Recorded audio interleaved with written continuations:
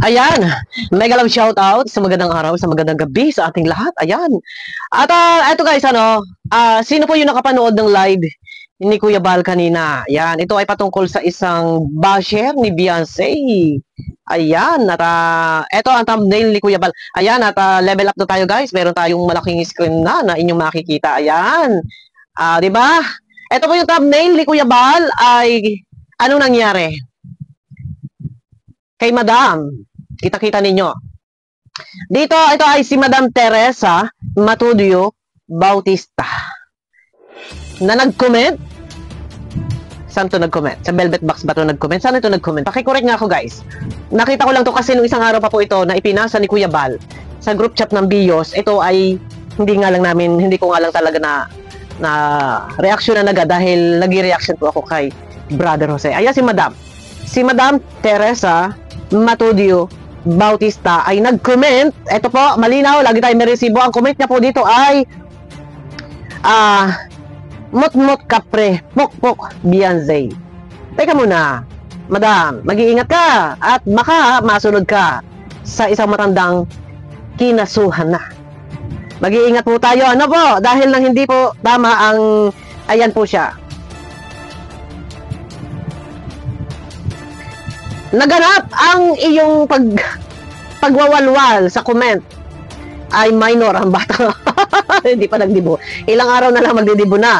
Naganap ang pagwawalwal mo sa comment section ay wala pang isang taon. So minor ay paano pa ang mangyayari dito? No, pagka ito ay ikaw ay naibigyan po ng leksyon, Ma'am Teresa Matudio Bautista. Andyan guys sa screen, yung kanyang comment. Ano po? Ang akin lang dito, tayo naman po ay siguro, dahil tayo po ay nasa saktong edad at hindi naman po tayo bata, ano po? Ang akin lang po dito ay ilagay po natin sa lugar ang ating pinagkatandaan, Madam Teresa. At mahirap po na sige-sige kawalwal. Masama po yan. Baka po maano ka dyan ha? Ano ang tawag dito? Ano pwedeng isang pangkaso dito kung sakali man, no? Pok-pok Beyonce, yung sinasabi niya, mut-mut kapre. Sabi ni Teresa Matudio Bautista.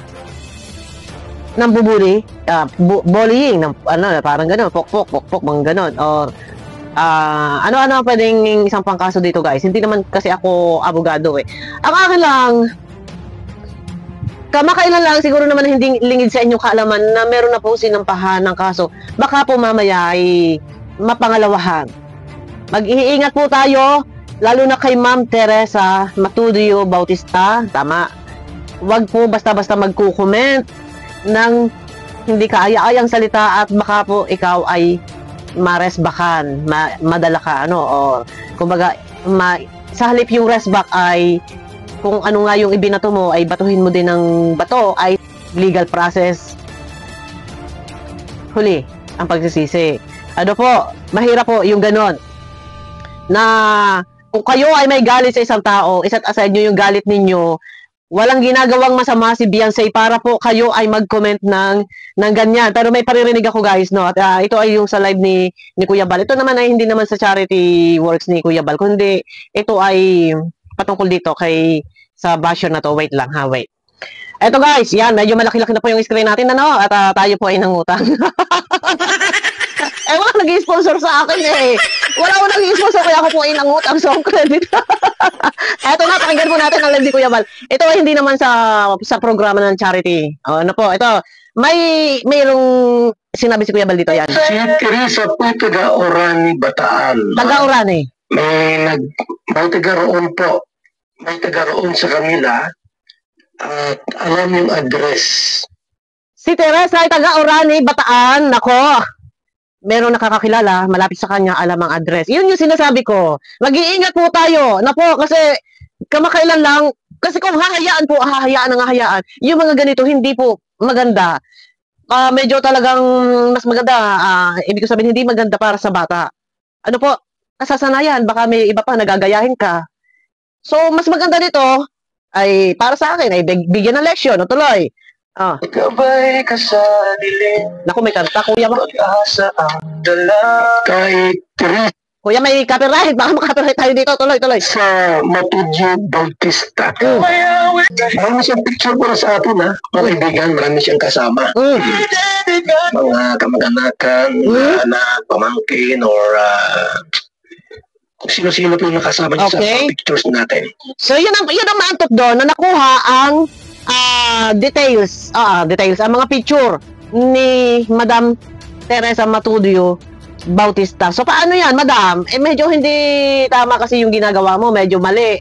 Ano po, na magko-comment ka ng gano'n. Nasaan po yung mga anak nito? Nasaan po yung anak ni Madam Teresa Matudio Bautista na bakit po nagko-comment ng ganito na mut-mut kapre, pok-pok Beyonce? Hindi po tama to. Sa mga anak ay kuhaan nyo po ng cellphone si Madam Teresa Matudio Bautista at nagwawalwal po sa kanyang Facebook or sa YouTube, saan man, at nagko-comment po ng medyo makapanira sa mga kabataan na napakabait na bata ni Beyonce. Ito guys, mali naman po talaga to. Tsaka hindi ka naman po pinakikialaman. Hindi ka po, ayan, nakapiltiran to eh. Hindi ka naman po pinakikialaman ni Beyonce at napakabait na bata. Kailan nyo po ba nakita yan? Na yan ay nagalit, yan ay nagwalwal or ano pa man. Hindi po tama na ganito po yung gagawin, Madam. Sa mga anak ni Madam Teresa Matudio Bautista, mag-iingat po tayo. Ano po, guys, pwede nyo panoorin yung sa live ni Kuya Bal sa kanyang YouTube channel at nandun na topic po ito si Madam Teresita Matudio Bautista at may nakakakilala po sa iyo, ikaw ay taga-Orani, Bataan, at doon po ay merong mga friends na ni Madam Teresa, may mga picture, kamag-anakan or ano pa man, ay mahirap. Ano po, mahirap. I-try natin na i-search. Maria Matudio. Maria? Teresa Matudio. Ayan, Teresa Matudio Bautista. Dito po ay, nako, alin dito? Teresita Matudio Bautista. Madami po eh. Ayan, meron dito isa. Bataan. Ang akin lang po dito, ayan. Siya nga yata ito. Pasensya na ha, pakicorrect. Mahirap kasing, baka magkamali tayo. Pero Orani Bataan, taga-Orani Bataan, ang akin lang dito, mag-iingat po. Dahil kamakailan lang kung hindi naman lingid sa inyong kaalaman na dito kay siya nga ito. Hindi naman lingid sa inyong kaalaman na kamakailan lang ay meron na nga po na nireklamo dahil nga po dito sa pangbubuli din, pambubuli at pangbabat. Siya nga to. Ang dami kasing Teresa Matudio Bautista. Pero yun na, mali, mayroon siyang ginawang paglabag. Ay, sino to? May pangalan pa dito na Chichay. Hindi naman yata ito. Marami kasing lumalabas ng pangalan po eh. Yun lang, basta mag-iingat po dahil ang batas ay wala po pinipiling katatayuan. Pantay-pantay po ang batas sa ating lahat. Kay mayaman man o mahirap, bata man o matanda. Ano po? Babae man o lalaki, ano man yan. Kasi ang isang, kahit nga po bata, ay ano po, yung isang bata na aksidenteng halimbawa, nakabaril yun, ng gano'n, no? Or sabi natin bata, nakapatay. Yan po, sa edad niyang, sa murang edad, hindi pa yan. Po pwedeng sabihin natin kasuhan. Kukunin yan ng DSWD. Sila ang mga ngalaga. Pagdating ng takdang edad, ng tamang edad, doon pa lang siya sasampahan ng kaso. Ganun po yun. Kaya mag-iingat po tayo. Ano po. Pero puntahan niyo po kay Kuya Bal. Ayaw ko lang parinig, guys, kasi may music background. Baka makapiright po tayo. Ayan, takot po tayo. Kaya minsan kahit nagbablog po ako, pag kami tugtog talaga, lumalayo talaga ako. Nagkukulong ako sa kwarto. Ayun na! Mapapangalawahan, masusundan ba kaya ang isinampang reklamo kay Lolo? Kay Lolo Pedring?